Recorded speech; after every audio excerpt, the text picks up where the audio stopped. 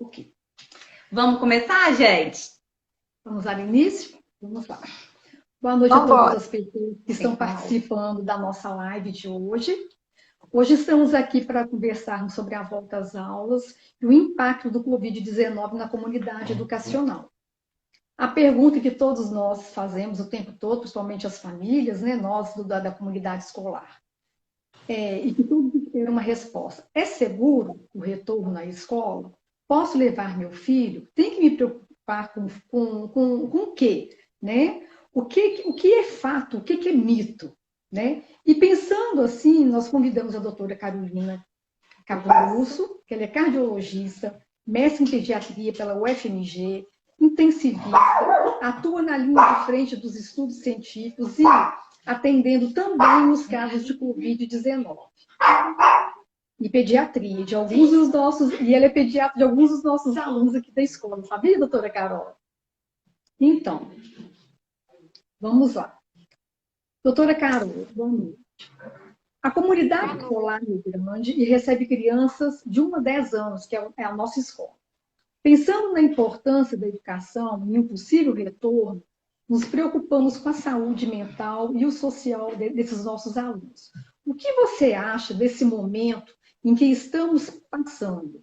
Como acontece a transmissibilidade e efetividade nas crianças? Bom, pessoal, primeiro agradecer esse convite, né? Para que a gente possa discutir isso. Eu falo toda live, todo protocolo que eu participo. Não é fácil, né? Se fosse uma decisão fácil, estaríamos abertos aí desde o começo da pandemia, né? Então, a gente depende de vários inquéritos, do ponto de vista epidemiológico, do ponto de vista de saúde mental, de saúde física. Passamos por aquele período tenebroso, né? Março e abril, com muitas dúvidas. Não que nós não ainda as tenhamos, mas a gente já tem pelo menos alguns meses aí de pandemia com algumas respostas que já foram nos dadas, né? E, de repente, nós nos vimos obrigados a fechar tudo, lockdown, achavam que as crianças eram os principais vetores, que as crianças matariam os avós, e foi aquele alarde todo. E, devagar, a ciência, os protocolos, os estudos foram nos mostrando alguns caminhos, alguns congruentes, outros divergentes, né? Então, a gente, quando pensa no retorno escolar, a gente tem que ter uma clareza que nós vamos ter, né, benefícios, nós vamos ter, eventualmente, algumas coisas que não serão mais agradáveis, mas nós temos que pegar, nós estamos diante de uma pandemia, que é um evento social e de saúde. A pandemia não é só uma saúde, você vê como que a gente afetou a vida de todo mundo. E aí a gente tem que colocar numa balança. Até que ponto é válido, até que ponto não é válido, e quando tiver que mudar a estratégia, como fazer isso? Né? E o que a gente viu ao longo de todo o tempo? Eu coloquei algumas referências bibliográficas no meu Instagram. Eu sei que as pessoas tendem, normal, a ir só na reportagem. Eu costumo lembrar que faz parte do papel do repórter chamar a atenção das pessoas e não necessariamente ter os dados científicos adequados, né? Às vezes, inclusive, o título é uma grande coisa e quando você vai ler na reportagem, eles falam outras coisas nos meandros, né, dos parágrafos da reportagem.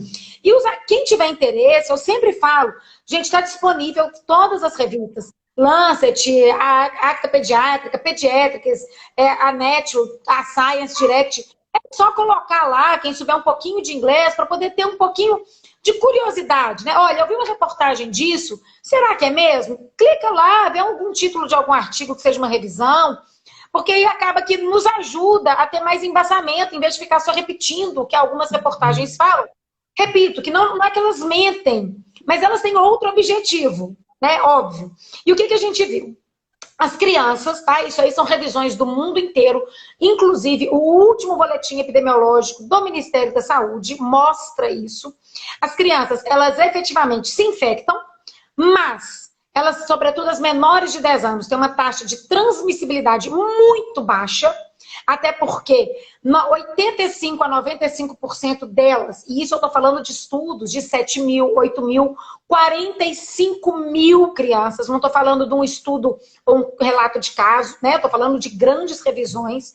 Eles mostram que 85% a 95% passarão entre assintomáticos, leves e moderados, com uma taxa de hospitalização menor do que 5%. Especificamente do último boletim do Ministério da Saúde, mostrou uma hospitalização de 4,6%, com uma taxa de internação em unidade de terapia intensiva menor do que 1%. O que é isso? Realmente uma população que se agrava muito menos. Qual que era o nosso medo?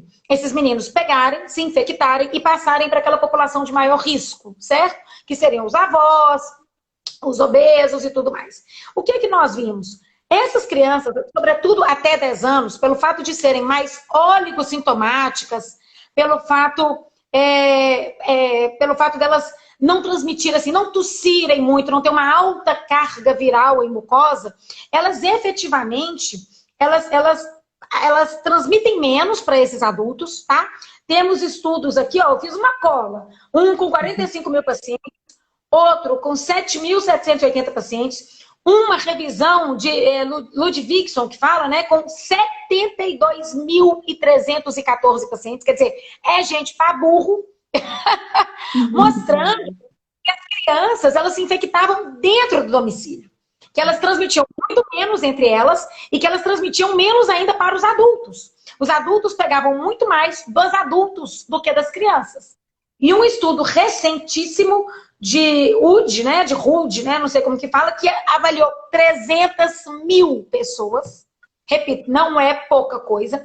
O que eles viram? Que aqueles adultos e aqueles idosos que tinham contato domiciliar com as crianças, primeiro, já ou se infectavam com uma carga viral mais baixa e com isso essas pessoas elas desenvolviam uma forma mais leve da doença, ou o próprio fato de entrar constantemente em contato com as crianças e as suas diversas viroses, as suas doenças exantemáticas, o próprio pós-vacinal, esses adultos e esses idosos, olha que interessante, eles tinham uma hiperestimulação das células T, que são as nossas células de defesa, e foram protetores.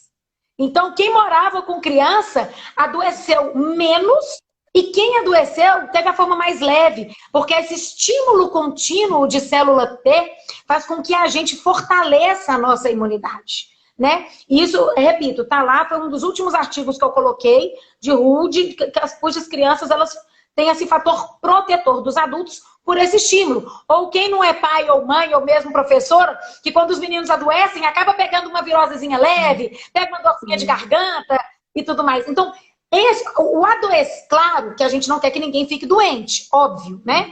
Mas a falta do adoecimento por até 1 ou 2 meses é importante para a gente ter aquela recuperação da imunidade, mas a falta completa desse adoecimento, a falta completa da exposição aos diversos patógenos, ele é um fator que diminui a imunidade, porque a gente não estimula o nosso organismo a produzir células de defesa. Então, nós temos que ter essa ideia, aquela primeira ideia que as crianças seriam os maiores transmissores, os maiores vetores, e que as crianças matariam os avós, já está sendo provado que não é assim. E eu repito, gente, tudo que eu falo tem consistência científica. Quem quiser, eu disponibilizo os artigos ou o nome para vocês pegarem. São artigos de 77 mil, 300 mil crianças. E aí, claro que se a gente fizer o retorno, nós não vamos fazer de qualquer forma, né? Nós vamos fazer com seguranças para os profissionais, para os funcionários. Temos um grupo de risco, né? Temos um grupo de risco na população pediátrica, que é o grupo que se agrava, que são as crianças cardiopatas, com síndromes gênicas, crianças em processo de imunossupressão, doenças crônicas, né? Então, essas crianças, assim como o grupo de risco dos adultos, são crianças que têm que ser preservadas nesse primeiro momento, né? Mas as demais, não que a gente não vá preservar, não que a gente não vá seguir os critérios, mas a gente pode ter esse retorno com consciência, de acordo com os dados epidemiológicos, clínicos e a condição do ambiente de cada escola. Sim, né? Nós vimos também casos de crianças que desenvolveram algumas síndromes. Qual é a real incidência dessas síndromes desenvolvidas? Isso, na verdade, o que acontece? Nós, brasileiros, por sermos países tropicais, nós já temos com uma certa frequência uma doença que chama doença de Kawasaki. né, que já faz parte do protocolo de residência, eu já tenho até muita aula minha gravada nas plataformas de ensino médico. Que é uma doença que vem, é como se fosse você produzindo anticorpo contra o próprio corpo. Geralmente você tem algum vírus, né? A doença de Kawasaki especificamente não tem nenhum vírus assim muito associado, mas sabemos que ela se dá sobretudo no Brasil, de agosto e setembro, que é essa faixa aí primaveril, né? Final de inverno, primavera. E ela se dá geralmente 15 a 30 dias depois algum vírus, né? O que foi observado no mundo todo? Começou a ter uma incidência maior de uma síndrome muito semelhante a essa doença de Kawasaki, que é uma doença ou uma síndrome como se fosse uma doença autoimune. O que é isso? O seu corpo foi se proteger de algumas viroses e aí esse próprio anticorpo começou a atacar você. É uma síndrome que pode evoluir com gravidade? Sim, não vou falar que não pode, né? Claro que pode. Mas é uma síndrome que tem tratamento? Tem. Sobretudo quando a gente reconhece ela precocemente. Por isso que teve toda essa chamativa da Sociedade Mineira, Brasileira de Pediatria, OMS, CDC, Ministério da Saúde. E eu já fiz vários vídeos explicativos falando assim, quando reconhecer e como fazer isso precoce. Vou dar um exemplo de um pacientezinho meu que teve o Covid da família toda, um mês atrás, e ele começou 4 dias de febre alta, hiperemia conjuntival bilateral sem secreção e dor abdominal. Opa! Preencheu os critérios da síndrome. Carol, pode ser que não seja, mas preencheu os critérios. Mandei internar, fizemos a imunoglobulina, o bichinho não teve nada, está curado e já está de volta para casa. Quer dizer, ele recebeu a imunoglobulina. Eu brigando com o povo no hospital, desse jeito calmo, né?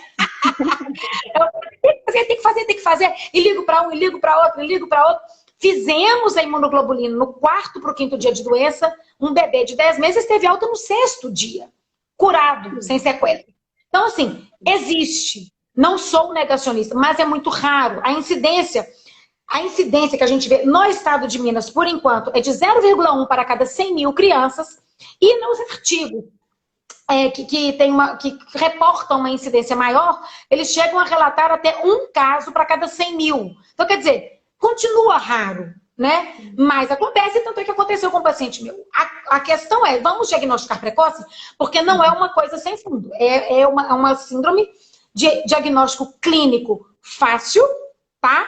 E tem tratamento, né? Então, também não vamos negar. Mas é muito raro. E se a gente pegar o dano da saúde mental, né? Como você mesmo disse, os danos na arquitetura cerebral dessas crianças, os danos do ponto de vista de saúde física dessas crianças. Como eu disse em um vídeo meu, eu vejo assim, a gente tem 2 grandes grupos de preocupação atualmente no Brasil, né? Nós temos aquelas pessoas com nível socioeconômico-cultural um pouco mais elevado, com uma condição sanitária e social melhor, mas contrapartida, essas crianças se veem sozinhas, isoladas, só nos eletrônicos o dia inteiro, sem o convívio com outras crianças. E aí nós temos quadros gravíssimos de depressão, de irritabilidade, infelizmente de suicídio, né? Nós temos os números de suicídio na faixa etária pediátrica, números de depressão. Eu tenho quase 20 crianças com menos de 15 anos usando antidepressivo. Recentemente chegou uma pequenininha lá no meu consultório, não tão pequenininha, de 9 anos, com 1,40 m e poucos, pesando 25 quilos. Não comia há 11 dias. Quer dizer, são quadros gravíssimos. E a criança, como diversas pessoas falam, gente, isso aí tem na Sociedade Brasileira de Pediatria, neurologistas, psiquiatras, muito mais gabaritados do que eu no assunto, que reportam essas janelas cerebrais de aprendizado, cujo social, ele é intrínseco na formação do caráter, na formação da personalidade, no adulto que essa criança será. Então, nós não estamos nem discutindo muito a questão de conteúdo programático, né? Eu acho que o conteúdo programático nós vamos demorar pelo menos 1, 2 anos, mas é uma questão do que a gente está fazendo naquela, literalmente, arquitetura cerebral. Neurônios, neurohormônios, formação de personalidade. Então, temos essa parte da população sofrendo muito, não é pouco, com irritabilidade, depressão, sozinho, agressivos e quadros que, inclusive, com alterações graves no comportamento, né? E temos a população vulnerável, que sofre de outros males, que são as crianças que já se encontram sozinhas em casa, que são as crianças que vivem na comunidade, cujos pais já pegam transporte coletivo para ir, para voltar, que já ficam junto com mais de 10 crianças, que são pais, que são famílias que necessitam daquele ambiente escolar, até para um aconchego, para um carinho, para uma alimentação, para um banho. E as condições sanitárias que elas estão vivendo hoje são infinitamente inferiores às condições que a escola pode dar. Não estou querendo... Aí quando a gente fala isso, vem os argumentos das pessoas que são contra. Escola não é depósito, o problema é que a escola não serve para nada, o problema social do Brasil... Eu sei, eu moro aqui, eu trabalho no SUS. Quer dizer, eu sou formada há 17 anos pelo UFMG e tenho mais 6 anos de faculdade pelo UFMG. Então eu conheço o SUS há 23 anos. Então, quando eu falo isso, alguns me perguntam, você só fica no consultório? Não, eu vivo o SUS. Eu sei o que é que essa população carente está passando, né? Então, assim, essas crianças, elas já estão... Não é que a escola vai ser uma coisa para jogar a criança lá. Mas não existe. Saúde e educação são 2 princípios básicos da vida do ser humano. Claro que nós temos que observar as curvas epidemiológicas, sim. Claro que nós temos que ver o risco de contágio, sim. Claro que nós temos que ter condições mínimas, né, de acolhimento daquelas crianças para que não haja uma transmissibilidade, sim. Mas nós não podemos ficar de braços cruzados. Nós não podemos falar assim, não tem jeito. Tem, uai. Nós estamos aqui para isso. Nós estamos discutindo aqui para isso, né? Então, assim, e a gente tem que fazer alguma coisa. Eu sou meio doida, eu fico pensando, às vezes eu penso a madrugada e eu vou estudar. Mas se alguma coisa eu tenho que ajudar a gente. Nem que no futuro Deus falar assim, nossa, essa menina fez muita coisa boa em 2020, então a coisa vai fizer umas bobagens, depois a gente risca. Tem muitos comentários aqui falando disso mesmo que você está falando, da criança... mudança de humor, agressiva, mordendo o joelho, mordendo mão, triste, chorosa. E isso é realmente preocupante, que a gente não tem que ficar esperando a vacina sair, até porque tem a saúde mental, né? Antes disso. E a gente vê que muitos pais, muitas pessoas falam que só vão sair de casa, só vão voltar para a escola quando houver uma vacina. E aí, qual que é a perspectiva dessa vacina? Isso, na verdade é o seguinte, eu falo isso em tudo que eu discuto, né? Inclusive na própria elaboração do protocolo da Secretaria Estadual, que eu estou tendo a oportunidade em colaborar, né? Me chamaram, com muita honra fui, na colaboração da parte clínica epidemiológica pediátrica. A vacina, gente, ela será um ajudante, ela será uma coisa que com certeza vai nos dar alguma segurança, sobretudo para a população de risco. E quais são as perspectivas? Gente, tem vacina que demora 5, 10 anos, 15 anos para serem feitas. Um exemplo que eu dou clássico é a vacina da dengue. Ela chegou em 2015 ou 2016, foi retirada e estão estudando ela até hoje. Então não é fácil ter uma vacina. Ela requer muito cuidado. Claro que como o mundo inteiro está atrás desses estudos, ela foi um pouco adiantada, aceleraram os processos, mas tem processos que não tem como pular etapas. Então acreditamos, se tudo correr como tem efetivamente corrido nos estudos das vacinas, pelo menos de 2 vacinas, né, que é de Oxford e a da China, que talvez dezembro ou janeiro tenhamos para o Brasil 15 milhões de vacinas, tá? Então, olha lá, pessoal, talvez dezembro ou janeiro tenhamos 15 milhões. Nós somos um país de 217 milhões de habitantes. Quais serão esses 15 milhões? Idosos, cardiopatas, crianças imunossuprimidas ou adultos imunossuprimidos, que perfazem uma população muito pequena da população pediátrica que vai para a escola, certo? 97 a 98% das crianças elegíveis para a escola não entrarão nesse grupo de vacinação precoce, certo? Então, primeiro, serão os grupos de risco. Talvez, e vamos nos talvez acreditando que vai dar certo, março, abril, maio, tenhamos mais 20 milhões, que incluirão gestantes, talvez crianças pequenas, talvez uma hipertensão sem uma cardiopatia grave. Voilà. Então, gente, que horas que vai vacinar as crianças? Nós, da saúde, e eu não participo desse protocolo efetivamente, mas o que a gente vê nos estudos, é que nós temos que efetivamente preservar a população que se agrava, que não é a faixa etária pediátrica. Não é, né? Então, provavelmente essa faixa etária ampla, que vai à escola, ela só vai receber uma possível vacina meio do ano que vem para frente.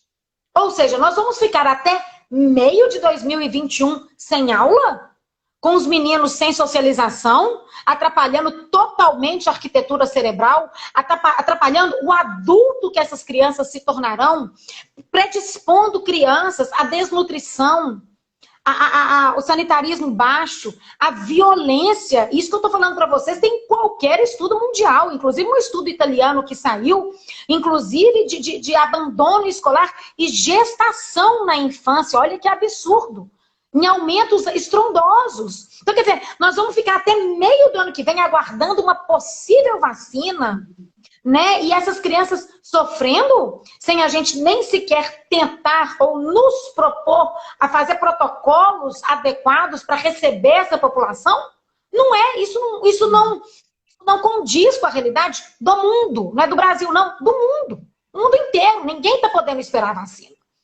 Repito, não estou falando que nós vamos, como alguns foram para a praia, tal, não sei o quê, né, boteco. Estou falando de escola, gente. É um princípio básico da vida. Isso é vida. Quando muitas vezes eu coloco nos meus posts, eu falo assim, vamos salvar as vidas. Todas as vidas e em todas as suas esferas. Né? Nós temos estudos aí de adultos, que hoje idosos, que passaram pela Segunda Guerra Mundial, quando crianças, e não efetivamente no campo de batalha, que tornaram-se adultos e idosos com alteração total da sua personalidade. Pessoas recolhidas, pessoas depressivas, pessoas com baixa autoestima, pessoas que não conseguiram vencer os seus medos. Então nós não podemos deixar. Nós temos tecnologia, nós temos pessoas boas, nós temos estudos para fazer com que isso não aconteça da melhor forma possível, né? Os protocolos serão todos bem feitos, né? Não é uma coisa que tira da cabeça e vamos embora, vamos para a escola. É tudo pensado, né? Ninguém vai fazer isso colocando risco. Sim. Pode falar. Você pode nos falar um pouco, Carol, sobre de históricos, de locais que já tiveram abertura das escolas e como isso aconteceu? Tem alguma resposta positiva disso, dessas aberturas? Sim, nós temos alguns estudos, tá?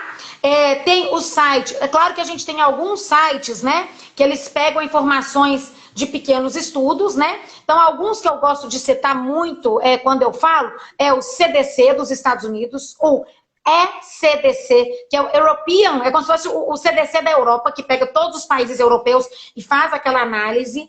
Temos a OPAS, que é a Organização Pan-Americana de Saúde. Então, essas três grandes entidades, elas pegam essas pequenas, às vezes pequenos estudos de países e juntam para fazer uma meta-análise, uma review, né, com um número mais conciso. Então, o que nós temos? Vou pegar minha cola. Fiz uma cola. Gente, fiz uma cola, né? Tudo decorado, não. Senão o povo vai achar que eu tenho problema. Vamos lá. Então, nós temos aqui esse estudo de Ludwigson, com 72 mil pacientes, avaliando aí famílias e crianças que retornaram. Nós temos o estudo de Davis, o estudo de Christine, que saiu na Lancet, um estudo da ECDC, juntando 31 países, um estudo específico da Alemanha e um estudo da União Europeia, com 12 mil crianças. Esses estudos, na sua grande maioria, vou dar uma resumida nesses grandes estudos. Quem quiser depois eu mando as referências. Eles viram escolas que já reabriram entre 4 e 6 semanas, né? Entre 1 e 2 meses. Alguns avaliaram crianças até 20 anos, outros avaliaram a faixa etária até 12 anos. Mas o que todos viram, né? Houve, num primeiro momento, um aumento muito pequeno, muito sutil de número de casos, mas, olha que interessante, houve uma redução na letalidade, que vem de encontro àquilo que eu falei para vocês. Uma criança que volta ao seu retorno, claro que com os critérios, e tem a sua estimulação celular e humoral de imunidade, se ela encontra com aquele adulto ou aquele idoso, ela estimula a imunidade daquele idoso, e um idoso que pega teoricamente, o COVID de uma criança com baixa carga viral e junto com outras tantas células T, ele desenvolve uma imunidade muito melhor e ele tem um prognóstico melhor. O próprio idoso, ele tem uma letalidade menor, né? Enquanto que E mesmo assim, a maioria dessas crianças, elas não se infectaram na escola. Elas pegaram, porque alguns países não fizeram os inquéritos sorológicos. Então, eles, a princípio, acharam que pudesse ser da escola. Outros países, como esse estudo do Reino Unido e da Alemanha que eu citei, e o próprio SCDC, eles viram que as crianças pegavam em casa o vírus. Porque eles fizeram os inquéritos sorológicos, né? Alguns países que não fizeram esses inquéritos sorológicos, eu senti um platôzinho, né? Um aumentozinho, como se fosse uma pequena segunda onda em número, repito, mas não em letalidade. A letalidade em todos os estudos caiu, certo? Eles viram que elas pegavam muito mais de casa do que da escola, porque eles começaram a fazer. Esse estudo da Alemanha foi muito interessante. Quando eles reabriram as escolas, eles viram, olha para você ver o número, 453 novos casos na faixa etária pediátrica. De 453, 437 pegaram fora do ambiente escolar. Quer dizer, é uma taxa que é menos de 2%.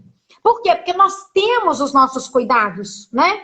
E as pessoas estão voltando devagar para os supermercados, para as farmácias, para o seu retorno laboral, para os seus, eventualmente, transportes públicos, porque, né? Até porque nós somos um país pobre, né? A maioria é transporte público. Então, assim, outro estudo, esse foi da Alemanha que eu citei, né? De que 453, 437 pegaram fora do ambiente escolar. E um outro estudo do Reino Unido, ele mostrou com mais de 12 mil crianças, tá, pessoal? O que eles viram? Que 3,9 pessoas em 100 mil, 3,9 crianças para cada 100 mil que pegaram, né? Tem uma pergunta aqui que eu gostaria muito de falar, porque houve um estudo de Harvard, que o título, aí que vem, é isso que eu prezo para os meus colegas médicos abrirem a cabeça da população. Porque vocês, enquanto leigos da área da saúde, não têm o discernimento, talvez, de saber se aquele estudo foi bem feito ou mal feito. O título de Harvard veio. Crianças, né? Talvez assim, silent spread, quer dizer, espalhamento ou transmissibilidade silenciosa. Crianças têm alta taxa de transmissibilidade. Amores, números para vocês. 186 crianças avaliadas, 49 com Covid, faixa etária média 12,7 anos. E esse estudo de Harvard viu crianças até 22 anos. Ou seja, não é a faixa etária que nós estamos falando. Porque quando você faz um estudo científico, certo? Você faz um estudo científico, você pode colocar a faixa etária que você quiser, porque a pediatria, ela nos permite, de acordo com os estudos científicos, colocar até 21 anos, mais 11 meses e 30 dias. Então, esse estudo de Harvard, que mostrou alta carga viral, utilizou crianças até 22 anos. Ora, bolas, essas crianças, elas estão na faculdade, em nome de Jesus. E uma média de idade de 12,7 anos são crianças com um pouco mais de cognitivo, controle motor, que vão saber ficar um pouco separado do colega e não vai ficar trocando comida com o colega. E outros tantos estudos colocam que as crianças abaixo de 10 anos, que seria a nossa preocupação sobre o uso de máscara, troca de objetos, menores de 10 anos têm carga viral mais baixa. Então nós temos que ter muito cuidado quando a gente sai repicando o que uma reportagem fala, porque a reportagem pega o título do artigo e não está nem aí o que está lá dentro. Então, repito, quem quiser pode ver. Esse estudo de Harvard usou crianças até 22 anos com média de idade de quem tinha Covid de 12,7 anos. Então, não estou falando em uma fake news. O estudo tem o PDF dele e eu posso disponibilizar para quem quiser ler ele na íntegra. E aí, sim, nós temos essa faixa etária, né, que seriam os pré-adolescentes e adolescentes e adultos, né, que seriam as crianças até 22 anos com maior carga viral, mas é uma faixa etária que faz com que que tenha uma questão cognitiva mais adequada para manter o isolamento. E as outras todas mantêm-se o que o mundo inteiro já fala, uma carga viral mais baixa e a grandíssima maioria passa de assintomático a oligosintomático. Sim, ok. Nós sabemos também, doutora Carol, que o retorno às aulas vai depender das autoridades governamentais, prefeitura, da secretaria estadual, e mesmo que esse retorno é mediante um protocolo, né? Porque os pais me perguntam o tempo todo, vai voltar a aula? Não somos nós que decidimos, né? A gente fica aguardando as autoridades, né? A senhora conseguiria me dizer alguma coisa em relação a esses protocolos de volta às aulas? Ele é padronizado? Como é que é feito isso? Sim, como eu disse, né, estou tendo a honra, porque eu fui convidada a auxiliar no protocolo do retorno às aulas. A minha função do protocolo na Secretaria Estadual de Saúde são, se eu não me engano, 28 ou 30 pessoas, superintendentes, sanitaristas, professores, secretário de educação, secretário de saúde, seus subsecretários, que fazem essa questão do protocolo sanitário, certo? E os educadores, né, a parte da Secretaria de Educação, vai fazer essa parte de quem vai voltar primeiro e como será esse escalonamento de retorno. Se voltaram, provavelmente voltarão aqueles meninos do ensino médio e talvez aqueles meninos do ensino infantil, que são os que mais estão sofrendo mentalmente. E temos também aquelas determinadas, aqueles anos escolares, que são os anos de mudança de ciclo, que seria o 5º ano e o 9º ano. Então, é bem provável que seja isso, mas eu não tenho a competência de falar quem vai voltar primeiro. Isso aí, o pessoal da Secretaria de Educação vai fazer esse protocolo de escalonamento. Voltando uma parte, deu certo, a gente vai ampliando e vai abrindo para as outras séries. E aí eu aconselho quem tem interesse, tanto a Secretaria Estadual de Saúde de Minas Gerais especificamente, quanto a Secretaria Estadual de Educação de Minas, vai lançar esse protocolo terça ou quarta-feira da semana que vem. Estamos elaborando todo dia reunião, todo dia discussão, todo dia mudança e vai lançar. E aí esse protocolo, os protocolos que as secretarias estaduais estão fazendo, pessoal, é para poder dar um norte. Quais são os critérios mínimos que aquela entidade deve ter para que reabra? Né? O protocolo ele é muito claro, que ele dá autonomia para os municípios, para os pais. Pessoal, isso está no protocolo, vocês terão a oportunidade de ver. Para os pais e para as escolas, né? Onde que vai agir esse protocolo? Você vai falar assim, olha, para abrir as escolas, vamos lá, ensino médio, tem que ter 1,5 metro de distância, tem que ter carteira, os adolescentes vão usar máscara, os adolescentes vão trocar lanches, a entrada vai ser Pronto. A sua cidade, o seu município ou a sua macro-região encontra-se na onda verde do Minas Consciente, então ela pode abrir do ensino básico ao ensino superior. Ela pode, desde que ela preencha esses critérios do protocolo sanitário. Aí o município, felizmente ou infelizmente, tem autonomia de falar, não quero abrir, né? E aí a gente vai ter que ter algumas brigas científicas e epidemiológicas para poder provar o equilíbrio, né? Como fazer. E aquela escola, por exemplo, do ponto de vista das escolas públicas, a própria secretária de Educação falou ontem que será disponibilizado recurso para que sejam feitas essas alterações. E as particulares, nós temos um pouco menos de problema em relação à gestão de recursos, porque, graças a Deus, é um nível socioeconômico um pouco maior. Se vocês pedirem dos pais ou das mães, olha, gente, pessoal, cada criança vai ter que dar R$50, porque a gente teve que aumentar um pouquinho o sanitarismo da escola, não vai ser tanto problema, né? Então, assim, seja público ou privado, ela vai ter que ter esses critérios mínimos.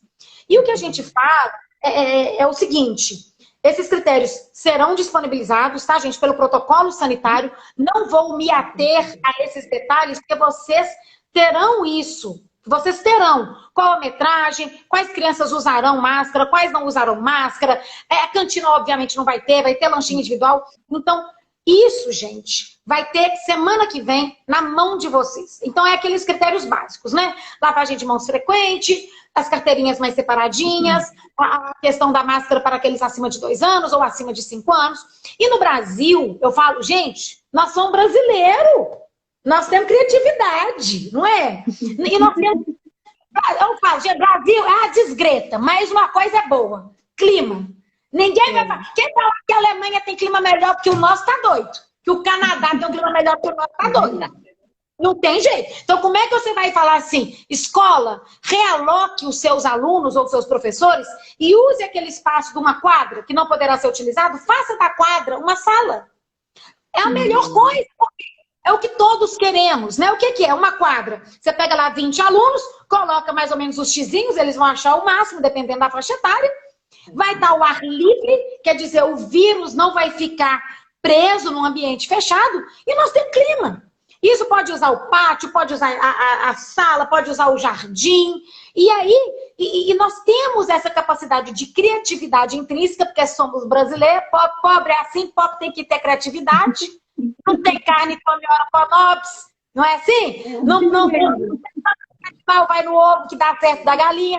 Então, as escolinhas, elas podem dispor desses espaços físicos, porque o nosso clima nos permite, que até então não poderão ser utilizados, e tornar aquele espaço físico uma aula.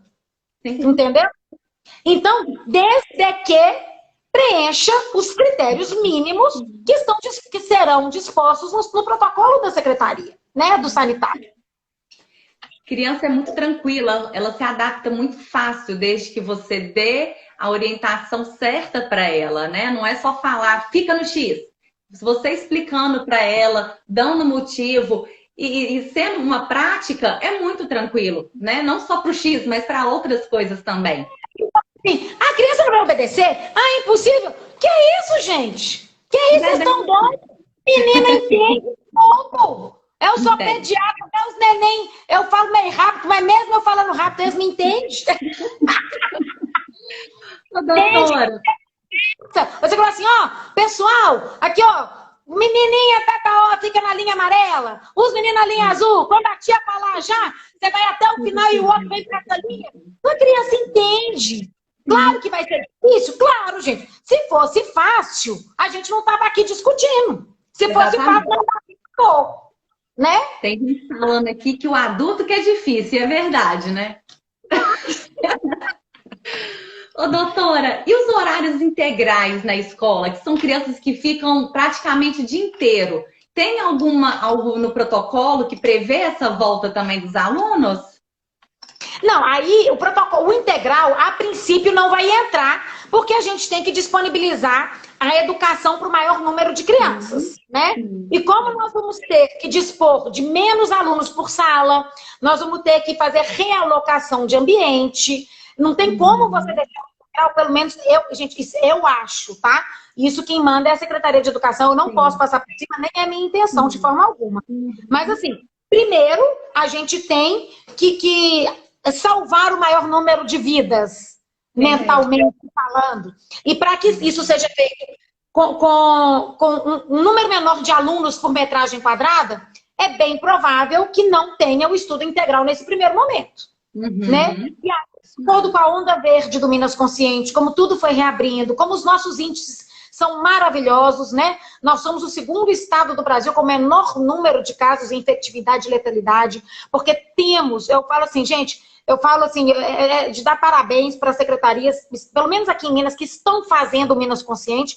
E assim, nós temos que ter consciência de avançar nos retornos e nas diversas turmas e anos, assim como nós temos que ter aquela consciência de retroagir se for necessário. Inclusive, o próprio protocolo sanitário terá essa disponibilidade, terá essa orientação para que seja seguida. Se forem mais de tantos casos na escola, então orienta-se reduzir para tantos. Se a escola estiver dando conta e os casos não tiverem casos e as crianças forem voltando para suas aulas e tudo, eles colocam esses números específicos. Repito, não vou me ater muito a detalhe aqui porque não dá tempo. Eu falo, caramba.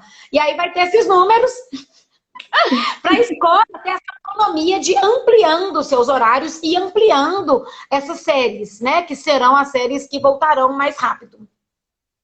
Sim. Teve uma pergunta que a gente recebeu que ela é um pouco mais pessoal, né?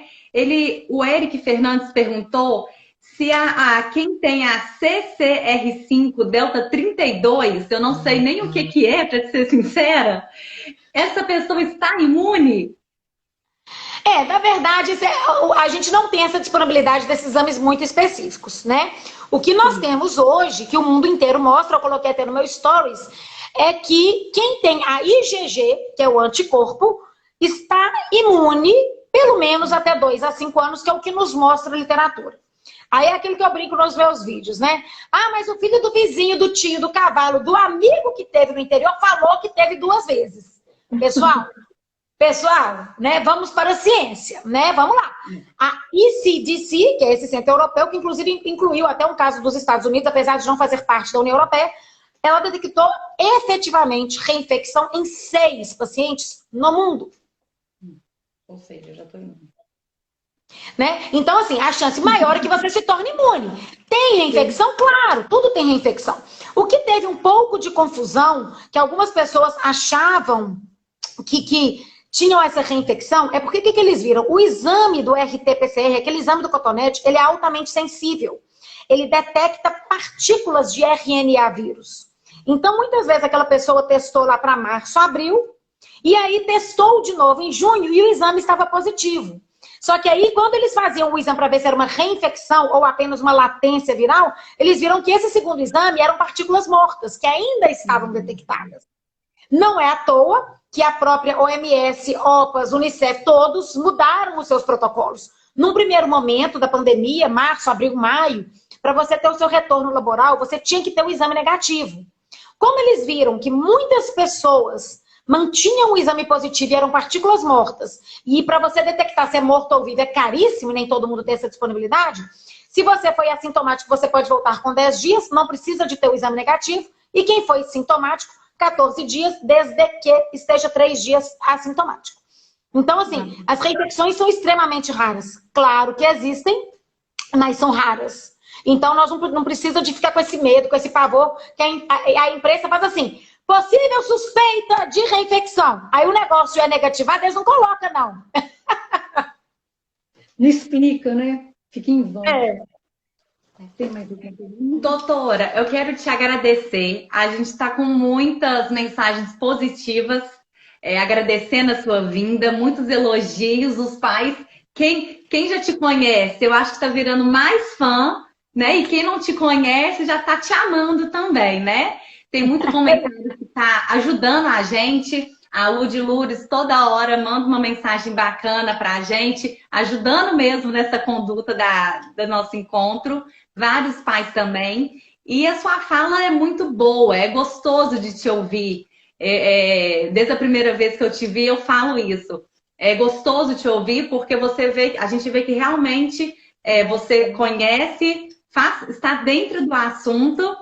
Amo o que faz. E amo o que faz, né? Isso, a gente precisa de mais pessoas também assim no mundo. Eu quero te agradecer, estou adorando. Se você também tiver mais algum dado para nos falar, a gente está todo ouvido. Agradecer, estou vendo várias mensagens de vários pacientes, de pessoas amigas que sempre me apoiam, né? Nessa minha empreitada aí, que não é fácil. A gente tem crítica. Temos críticas de colegas, temos críticas de outras pessoas, né? Mas estamos aí. Estamos dando a cara a tapa. Eu sou meio assim, eu gosto de desafio na vida. Mas assim, agradecer. Falar, gente, que nós não somos negacionistas de forma alguma. O vírus está aí. Temos algumas reinfecções? Sim.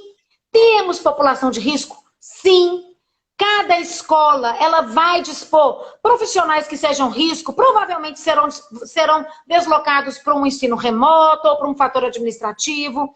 Questões de disponibilização de EPIs e tudo mais, o Estado vai fornecer, mas eu não sei como que isso vai se dar, por isso que eu aconselho que todos vocês acompanhem as secretarias estaduais e a cada escola vai ser dada essa autonomia para que ela discuta com os pais. Olha, nós vamos dar os EPIs para as crianças. Pais, vocês podem trazer os EPIs? Professores, a escola vai fornecer esses EPIs. Então, o que importa, pessoal, é que tenha. O que mais importa nesse primeiro momento é que se faça acontecer. Do ponto de vista de público, o Estado já falou que vai disponibilizar o recurso. Do ponto de vista particular, graças a Deus, como eu disse, a gente tem um pouco mais de condição, talvez 10 ou 20 reais não seja um empecilho para nossa... graças a Deus, né, o nosso grupo socioeconômico-cultural. Então aí é combinado, escola e professor, escola e pais. Né? É importante frisar, gente, eu vou frisar muito aqui, que a volta vai ser híbrida. Como a Lu fala, a Lu de Lourdes está aí com a gente, vai ser híbrida. A volta vai ser facultativa. A volta vai ser para aqueles que podem, para aqueles que querem, para aqueles que eventualmente sejam imunes, para aqueles que precisam voltar. Certo? O Estado e a parte governamental, e eu imagino que as próprias escolas, né, elas vão disponibilizar que seja híbrido esse retorno, de acordo com a capacidade. Se for uma escola que vai falar assim, Carol, eu não vou falar o nome, mas uma grande escola, que eu tenho muito contato, assim, Carolzinha, não tem jeito, 70% dos meus professores são risco. Então, mexe mais com o ensino fundamental. Então, muito provavelmente, essa escola vai ter que manter o remoto por causa dos seus funcionários. O que importa, gente, é isso. É difícil, mas tem jeito. Somos criativos, vamos usar a nossa criatividade. Temos um clima ao nosso favor. Temos pessoas boas. Nós temos pessoas boas. Tem umas que são umas desgrameiras, mas a maioria é bom. Tem gente boa. E o que importa? Importa que a gente preencha esses critérios de segurança da forma que for possível. Se não for possível, sinto muito, mas a gente vai tentar para aqueles que vai ser possível. E estamos juntos, estamos tentando, a gente vai conseguir, eu tenho certeza que a gente vai conseguir. Esse escalonamento vai acontecer, essa forma híbrida vai ser necessária. Nós temos que ter cabeça aberta para avançar e retroagir sempre que necessário. E nós estamos juntos, tem gente boa para ajudar nesse mundão, né? E agradecer mais uma vez, enfim, a oportunidade de falar, de mostrar tudo que eu sei, de tentar ajudar da melhor forma que eu posso. Agradecer a Escola Conviver que me convidou, a todas essas mães e pais lindos, maravilhosos, que te ama. Obrigada pela oportunidade, estou aí para o que der e vier. Obrigada a você, Carol. Ótima noite. Obrigada a todo mundo que esteve aqui com a gente, que deu dica, fez comentário. Eu falo que a escola não é só eu e a Márcia, é todo mundo, é o pai, é a opinião de cada pessoa, né? Muito obrigada. E a live sim vai ficar disponível, tá bom, gente? Um beijo grande. Boa noite. Tchau, pessoal. Obrigada. Obrigada a você.